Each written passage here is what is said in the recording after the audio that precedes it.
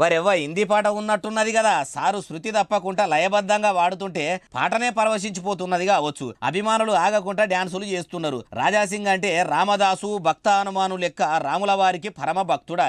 శ్రీరామనవమి అని ఇట్లా రాముని శోభాయాత్ర గోషామహల్లా పెట్టిండు. గల్లీలన్నీ తిరుగుకుంటా సీతమ్మ వారి రాముల వారి లగ్గం చేసిండ్రట. కానీ పాట అంటే పాటనే పోన్రి, అటు పాటమ్మ ఇటు సీతమ్మ రామయ్య ఇద్దరు కూడా చెవులారా ఇని పులకించిర్రు కావచ్చు. రాజాసింగ్ సార్ పర్ఫార్మెన్స్ పాడిన విధానం చూస్తే మట్టుకు మ్యూజిక్ డైరెక్టర్లు వెంటనే ఇంటికి చేరుకొని మేం కంపోజ్ చేసే ప్రతి పాటను కూడా మీరే వాడాలని బతిలాడతారో ఏమో. అట్లగిట్లా అయితే ఇప్పుడున్న మొగ సింగర్ల పరిస్థితి ఏం కావాలి. కానీ శ్రీరామనవమి గోల్గే గోషామాలు గోపుత్రుల వారి గొంతు నుంచి జాలువారిన పాటను ఇనే భాగ్యము కలిగినందుకు రాముల వారి భక్తులు కూడా మురిసి ముప్పందం అయ్యిండ్రేమో అంటుర్రు రాజాసింగు రాగాన్ని ఇష్టపడే జనం.